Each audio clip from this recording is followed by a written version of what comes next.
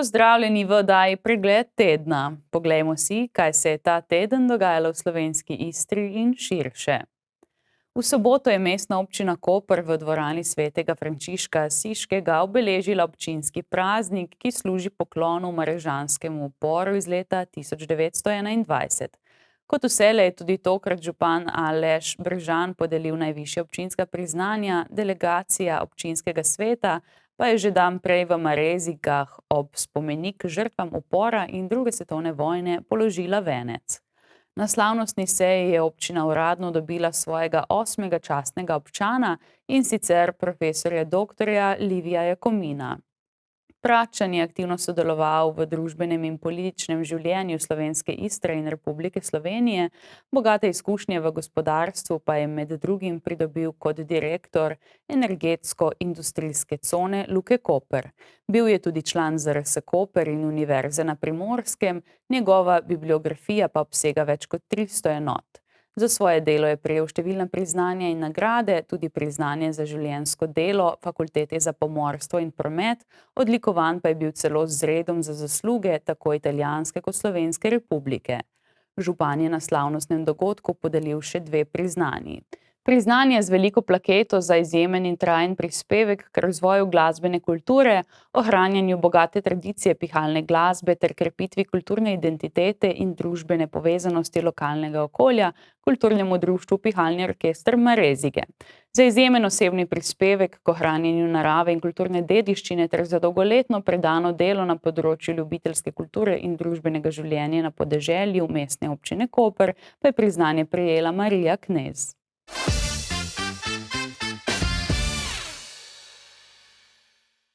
V soboto je v Kopru potekal 3. pohod za življenje, v katerem so protestniki javno nasprotovali umetni prekinitvi nosečnosti. Organizatorji zavoda Mreže za življenje in enakopravnost so kot letošnje geslo izbrali misel, da srce bije že 22. dan po spočetju. Eno stvar smo si zadali, in sicer rešiti obstoj slovenskega naroda, ker je demografsko vprašanje. In prva stvar, ki jo moramo narediti, je, da nehamo ubijati Slovence in Slovenke, še preden so sploh rojeni. Zato smo danes tukaj, da tudi s to našo prisotnostjo v javnosti spodbudimo dekleta, žene, ženske, da se raje odločijo, da speljejo nosečnost do konca, da rodijo otroka, kot pa, da ga predčasno ubijajo, še preden sploh pride na svet. Predsednik katoliške stranke se je pri tem obregnil tudi ob statistiko. Statistike govorijo svoje. 93% žensk, ki opravi splav, ga opravi kar tako. Tako da zelo majhen promil takšnih, oziroma promil 2 takšnih je, ki imajo resno kakšno zdravstveno stanje, pri čemer mi te izjeme dopuščamo v primeru, da gre za klinično stanje. Medtem pa vse ostale variante pa so pravzaprav zaradi pritiska družbe. 93% žensk se odloči za umor svojega nerojenega otroka kar tako. Zaradi tega, ker je to postalo norma v naši družbi. Ostalih 6% ga opravi ne iz nuje, ampak v določenih okoliščinah zopet zaradi pritiska družbe se raje odločijo za splav, kot pa za boljšo opcijo. In majhen odstotek, oziroma manj kot odstotek promil je pa takih, ki imajo neko resno zdravstveno stanje, tam pa je potreben poseg, ampak tam pa tehnično ne gre za splav, ker splav v tem primeru, kar mi govorimo, je umor nerojenega otroka, predčasno končanje življenja, ki pa samo še ni rojeno, obstaja pa že. Nasprotniki splava so se zbrali opoldne v taverni, ker so glasno in jasno vihrali svojimi zastavami in napisi, prisluhnili pa so tudi istomislečim govorcem, podjetniku Edvardu Jurjevcu, kapucinu Jaroslavu Kneževiču ter zdravnici Urši Zaletel, ki smo jo povprašali tudi o pravicah žensk pri svobodnem odločanju. Vse ženske imajo to pravico, splav še vedno ni, še vedno se izvaja varno in tako naprej, kakor eni nas obtožujejo, da smo proti temu, da bi se splav varno izvajal. Mi ne jemljamo nobene pravice, samo povemo, da mi tudi obstaja, da obstajamo tudi ljudje, ki se veselimo življenja, in da smo za življenje. In tudi tem ženskam, ki mogoče razmišljajo o splavu, ponujemo po eni strani roko, a ne, za pogovor, za sočutje, mislim, tako, da premislijo, a ne, da ne grejo brez glave v to. A ne. Tem ženskam druge opcije niti niso predstavljene. Enostavno je že v osnovnih šolah, že naš šolski kurikulum je tako nastavljen, da postavlja splav kot eno od izbir. Ne, splav sploh ne bi smela biti izbira in potem bi te ženske drugače razmišljali. Pa veste, kdo bi še drugače razmišljal? Moški. Mi moramo več terjati od naših moških, mi moramo terjati patriarhat, da bodo te fantje, te možje, ki se spravijo v take situacije, ki imajo nezaščitene spolne odnose, Bogu hvala, in pri katerem pride do spočetja, morajo nositi tudi oni odgovornost. Ampak mi, kot družba, jim te odgovornosti ne damo. Mi vse preložimo na ženske in potem še skozi celoten šolski sistem do odrasle dobe jim dajemo za izbiro, boš pa umorila svojega nerevnega otroka. Tukaj sem zato, ker sem za življenje na tem svetu. Družina je najvišja stopnja ljubezni na tem svetu. Noben ne more dati več ljubezni kot družina, kot mama in tata. In življenje je eno. Jaz imam 3 nezakonske otroke.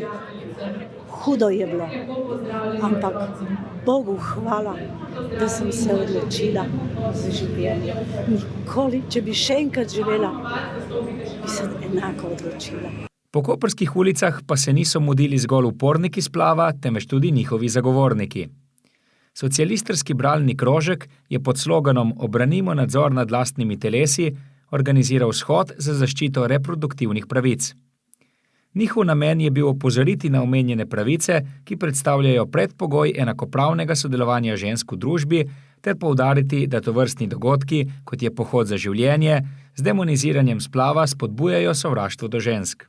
Protestiramo proti pohodu za življenje, torej mi rečemo za svobodno odločanje o lastnih telesih, o rojstvih.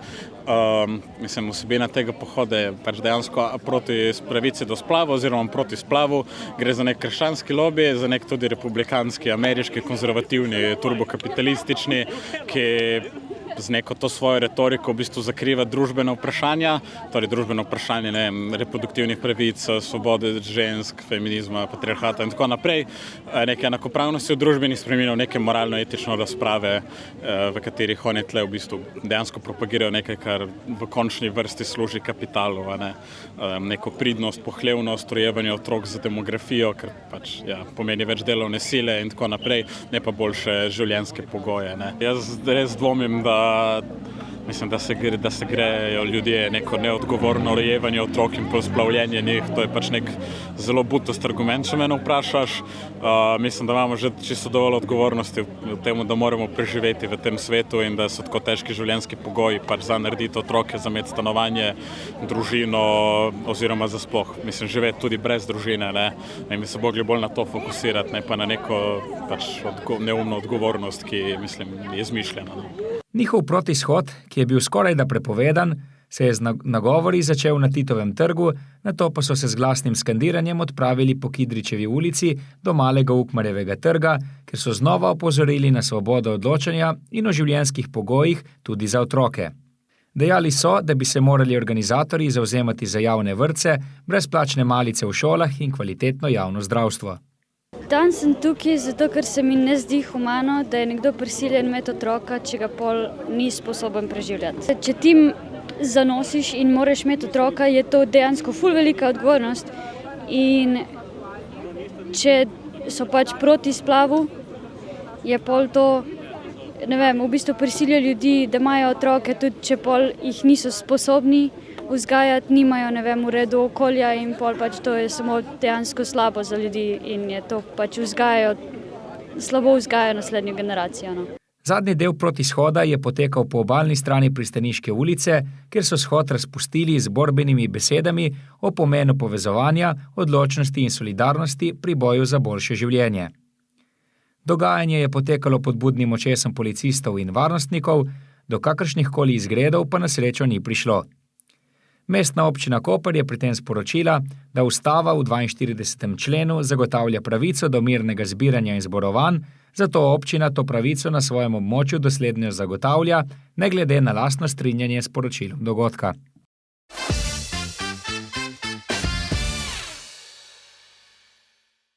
Luka Koper je v prvih 3 mesecih letos poslovala uspešno in izboljšala vse ključne finančne rezultate glede na leto 2025. Prihodki od prodaje so presegli 100 milijonov evrov, čisti dobiček pa je znašal 24,9 milijona evrov. Skupni pretovor blaga je bil sicer nekoliko manjši kot lani, vendar zabeležili rast pri kontejnerjih in tekočih tovorih. Na kontejnerskem terminalu so pretvorili 9% več kot v istem obdobju lani. Na terminalu za avtomobile so pretvorili več kot 184 tisoč vozil, kar je 11% manj kot leta 2025. Na zmanjšanje izvoza proti Turčiji, Izraelu in Bližnjemu vzhodu so vplivale dodatne dajatve, močnejša konkurenca kitajskih proizvajalcev in nestabilne razmere v regiji. Hkrati pa še naprej raste uvoz vozil iz Kitajske. Kljub negotovim gospodarskim razmeram zaradi konflikta na Bližnjemu vzhodu, Luka Koper nadaljuje z velikimi naložbami. V prvem četrtletju so zanje namenili 38,6 milijona evrov. Med pomembnejšimi projekti so širitev prvega pomola, gradnja garažne hiše za 11.700 vozil ter posodobitve kontejnerskega terminala. Zaključili so tudi gradnjo gasilskega doma, proti koncu pa sta še novo skladišče za jeklene kolute in 12. vez na drugem pomolu.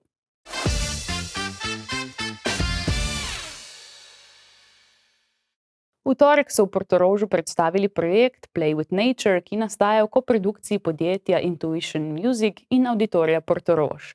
Ta želi na slovensko obalo prinesti drugačen pogled na kulturo, umetnost in doživljanje prostora. Play with Nature je zasnovan kot dolgoročen projekt, ki povezuje kulturo, turizem, umetnost, podjetništvo in posebnosti prostora, v katerem nastaja.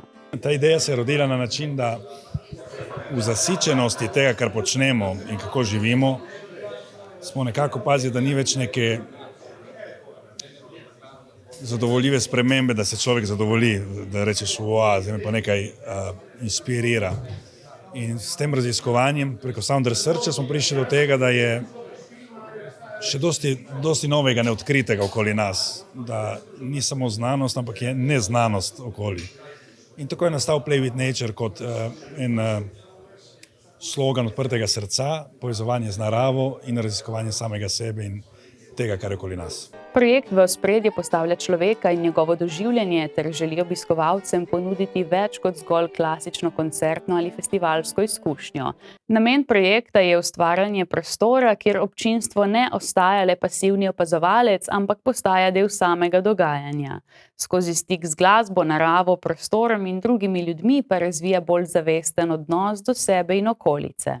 Z Intuition Music skupaj z Auditorij Portorož smo v prostore naredili, da je auditorij postal live act, kjer je glasba raznih zvrsti, v živo delno improvizirana in je bistvo plesa, kjer so plesalke in plesalci prepustijo svojim nepoznanim gibom, bi rekli, tudi če so profesionalni ali neprofesionalni, torej intuiciji, kar nas v uni moment pelje. S tem se spoznavamo svoje semena kot roža, rasteš v to, kar imaš za biti in torej vidiš, kaj postajaš, ne pa, kar si naučen. Gledališče Tartini je postalo Open Recording Studio oziroma odprt snemalni studio, kjer se trenutno kantavtorji snemajo na zvoke narave in publika je lahko aktivna, torej posname zvoke narave in da spodaj podlago in tako vidimo tudi kantavtorje, kako se ta drugi aspekt njih, ko so v studijih, torej ko snemajo stvari, ko niso nasmejani na odru, ampak ko premagujejo ovire, torej kažemo tudi neko šibkost, da smo vsi pod kožo krvavi in vsi imamo določene naloge za uporabiti. Potem je Media Dom, kjer bomo imeli raziskovalne debate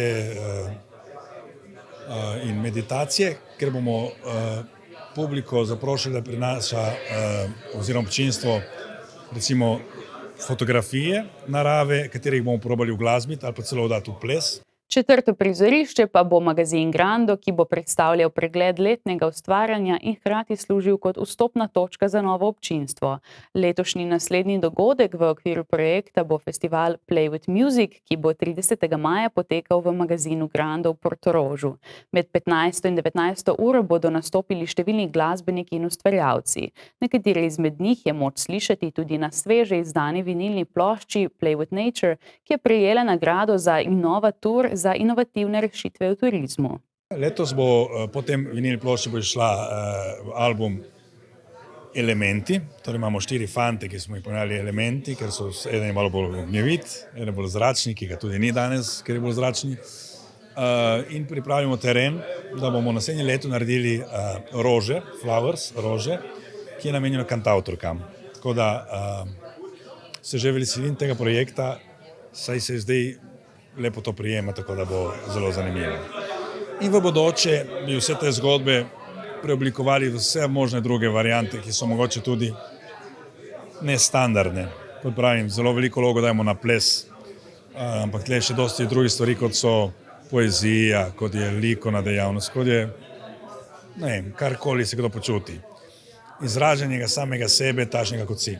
Ustvarjalci projekta poudarjajo, da Play with Nature ni zgolj še ena kulturna iniciativa, temveč poskus oblikovanja nove kulture doživljanja, ki temelji na odprtosti, sodelovanju in bolj iskrenemu stiku z umetnostjo, naravo in ljudmi.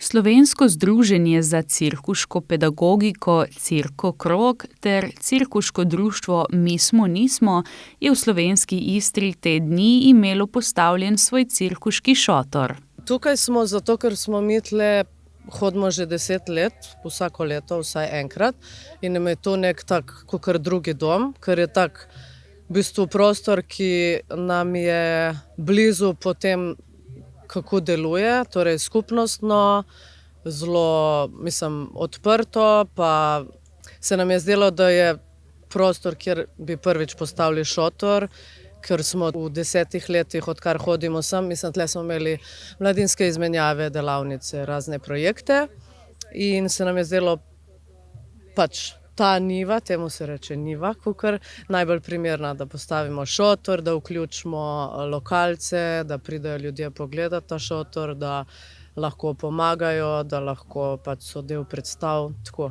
Šotor je bil na lokaciji postavljen že en mesec, saj so za ustrezno delovanje morali pripraviti določene tehnične stvari. Nato so izvedli 4 dni programa za obiskovalce. Začeli smo v soboto v bistvu z otvoritvijo, z eno lutkovno predstavo Starčki, pol smo imeli odprti oder, kar pomeni, to je ena forma nastopanja, kjer lahko vsak, ki si želi, nastopa. Smo se prej zmenili, ampak tako, če imaš neko krajšo točko, 3 do 7 minut, lahko nastopaš. Tako da smo imeli tak domači odprti oder. Včeraj smo imeli, čez dan ful zanimiv program, tle zadaj se vidi, dobro, kamera ne more posneti, keglje bojko, ki je v bistvu disciplina, ni odbojka, ampak je žongliranje s kegli in pač kukar odbojka, v smislu namesto žoge je kegel. Tako da smo imeli čist napet turnir parih ekip, ki so se zbrale. Poleg tega so se obiskovalci lahko preizkusili tudi v zračnih delavnicah na trapezu ter ostalih cirkuških veščinah.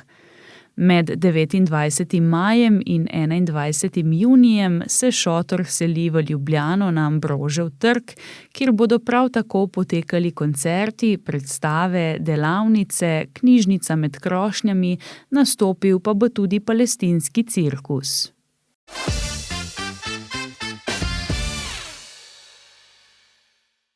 V nedeljo je Arena Bonifika dobesedno pokala po šivih. Priča smo bili povratni rokometni tekmi med Slovenijo in Črno goro, ki sta se borili za nastop na svetovnem prvenstvu januarja v Nemčiji. Slovenci so prišli na tekmo z lepo popotnico, saj so nekaj dni prej z golom razlike slavili v Podgorici, tudi tokrat pa se je obetala napeta tekma vse do zadnjih sekund. Slovenija je tako kot v Črni Gori povedla za 7, potem pa so sledila nihanja in Črnogorci so se približali. Na koncu je semafor kazal 31-29 v korist domače izbrane vrste, ki se je tako z novo zmago uvrstila na veliko tekmovanje. Poslušajmo, kaj je po tekmi dejal pomočnik selektorja Uroša Zormana Mirko Skoko. Ja, odprli smo tekmo zelo dobro, potem ko smo moram povedati, da je bil visok ritem od samega začetka tekme, potem je to iziskivalo kakšno rotacijo, potem ko smo zarotirali, potem smo, ta druga rotacija je napravila kakšno napako, pa to dovolili smo Crnoj Gori, da se vrne. Tudi moram povedati, da je Crna Gora ena sjajna reprezentanca sa sjajnom bekovskom linijom, tako da ja, padec je spet bil na koncu prvega polčasa, ampak drugi polčas smo se zbrali, došli smo v eno egal tekmo, ampak na koncu mi se zdi nekih 5 do 10 minut do konca, da smo naredili razliku 3 do 4 gola i pametno smo pripeljali tekmo koncu. Tako da Berlin je bio sjajan, publika je bila, moram povedati, kot zmeraj v Kopru zelo dobra, sjajna, tako da v takšni atmosferi ne moreš. Absolutni junak obračuna je bil torej slovenski vratar Klemen Ferlin, ki je zbral kar 19 obramb. Najučinkovitejši strelec pa je bil, tako kot v Podgorici, njegov klubski soigralec iz poljskih Kielc, Koprčan Aleks Vlah, ki je tokrat dosegel 8 golov. Poleg slednjega je pred domačo publiko zaigral tudi Staš Slatinek Jovičič, medtem ko smo na parketu navijali tudi za Rodičana, Domna in Andraža Makuca, ki je še do nedavnega igral za koprsko društvo. Slednji po zmagi in uvrstitvi na svetovno prvenstvo ni skrival navdušenja. Ja, eno lepo vzdušje v areni Bonifika. Lepo se je bilo vrniti po 2 sezonah, tako da res bi se zahvalil vsem navijačem za obisk. Ja, tako kot ste rekli, dober uvod v tekmo, potem pa smo jih sami nekako vrnili z našimi napakami. Ampak ja, na koncu smo ohranili to mirno glavo, imamo kvaliteto in zasluženo gremo na svetovno prvenstvo. Slovenija se je tako uvrstila na 4. zaporedno svetovno prvenstvo, skupno pa na 12. Najboljši dosežek sega v leto 2017, ko je osvojila bronasto medaljo, medtem ko je bila pred 2 letoma 13. Kakšen bo tokraten cilj? Kvaliteto res imamo, lahko upamo na najvišji plasman, na najvišje plasmane, ampak res moramo kloniti te napake, te pace v igri, ker ko se gre za medaljo, ko se gre za visok plasman in to vse, moraš biti izbran. Zdaj res moram povedati, da nas čaka svetovno prvenstvo, koje su kvalifikaciono za olimpijske igre, ne? Tako da na prvem mjestu moramo loviti te kvalifikacije, to nam je osnovni primarni cilj. Izbrana vrsta bo še predtem začela s kvalifikacijami za Evropsko prvenstvo. Novembra bosta nasprotnici Bosna in Hercegovina ter Izrael.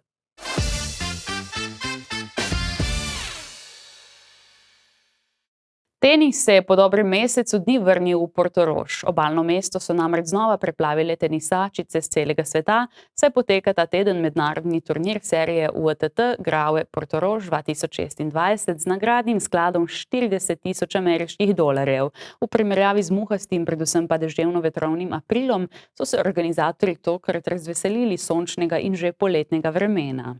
Pogoji v Portorožu moram reči, da so res vrhunski, pač na voljo je veliko hotelov, prizorišče je izjemno lepo, tudi prenovljen športni park ponuja vse potrebno za igralke, da se z veseljem vračajo v Portorož. Kar se tiče vremena, smo pa že omenili tudi v zgodnjih, torej spomladnih poletnih mesecih je Portorož v bistvu eno izmed boljših prizorišč za izbiro za zunanji tenis, tako da ja, je super, da se lahko vračamo v Portorož. Aprilski turnir je bil precej špansko obarvan, saj je tu slavila Sara Sorribes Tormo, poleg nje pa sta bili v polfinalu še 2 njeni rojakinji. Tokrat je tekmovanje kakovostno malce slabše, na prijavni listi pa je trenutno najvišje uvrščena Sofia Kostulas iz Belgije, ki je na 146. mestu WTA lestvice. Kot se spodobi, bomo tudi tokrat v slovenski Istri navijali za kar nekaj slovenskih predstavnic, zato smo direktorico povprašali tudi o pričakovanjih. Zdaj, kar se tiče pričakovanj, nekako največ se mi zdi, da lahko pričakujemo od Dalile in Papije, ker sta nekako po rangu najmočnejši. Tudi Piji je šlo super, recimo prejšnji teden je osvojila turnir, Dalili je pa to domač turnir, kamor se rada vrača, tako da računamo, da bo uspešen teden tudi za njo. Tekmovalke v resnici so kar z vseh kontinentov, imamo pokrito tako Ameriko kot Evropo, seveda Azijo, tako da zasedba je kar pisana. Kar pa se tiče konkurence, so to igralke tam nekje od 240 naprej, kar pomeni pač, da je nekoliko nižji rang, kot je bil tisti 1. aprilski turnir, kot smo že prej omenili. So pa nekatere izmed igralk že uveljavljene bile nekoč, pa se mogoče zdaj v pozni karieri vračajo na take turnirje nižjega ranga, je pa to tudi izjemna priložnost predvsem za mlajše igralke, ki dejansko na višje range turnirjev še ne morejo in je to v bistvu neka odskočna deska za njih. Vrhunec turnirja bo nedeljski finale ob 11. uri. Organizatorji so za konec še dodali, da si želijo, da bi bilo na tribunah več ljudi kot aprila, ko je nagajalo vreme.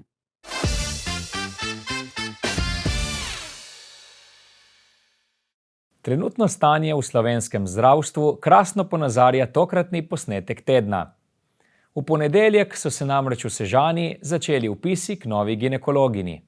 Vas zanima, kako je vse skupaj izgledalo še pred samim začetkom vpisovanja? Najbolje, da se vsi skupaj podamo ob Sežanske ceste. Da, prav ste slišali.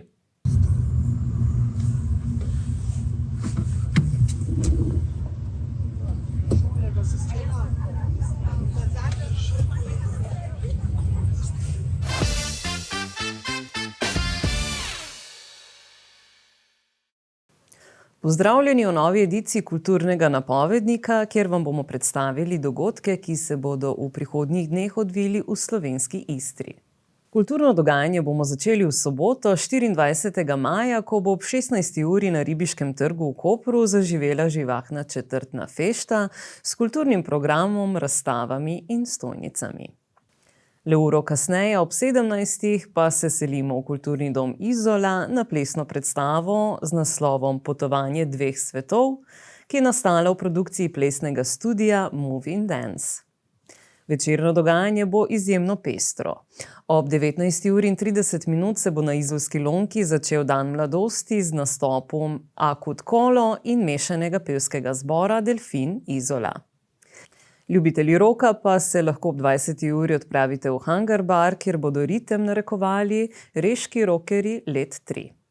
Sobotni večer lahko preživite tudi v Auditoriju Portorož, kjer bo ob 21. uri zazvenela klasična glasba v izvedbi Seman Orchestra. Kulturni utrip se nadaljuje v torek ob 17:30, ko bo v Hiši kulture Sveti Anton na sporedu večer z naslovom Med filmom in poezijo, na katerem se bo predstavila režiserka Kaja Rakušček s svojim delom na presečišču med dokumentarnim filmom in literarnim pisanjem. Na sredin popoldan ob 16:20 pa bo na Fakulteti za humanistične študije potekala predstavitev monografije Tomajci, pod katero se podpisujejo avtorji Aleksander Panjek, Aleksej Kalc in Jurij Hadalin. Ob 18. uri vas mestna čitalnica vabi na literarno-glasbeni večer Rimes Krasa, posvečen 100. obletnici smrti pesnika Srečka Kosovela.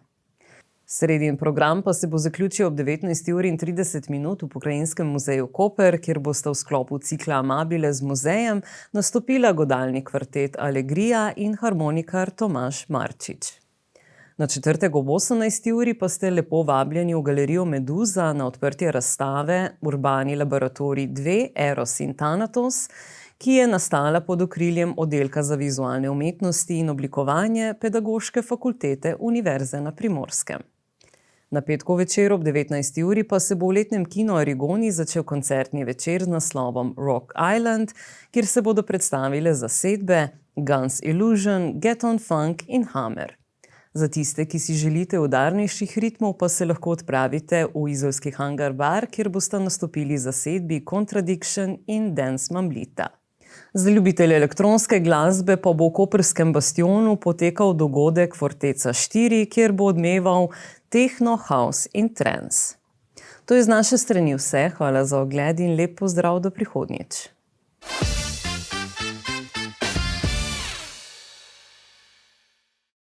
To je bilo za danes vse, hvala za pozornost in lep pozdrav do prihodnjič.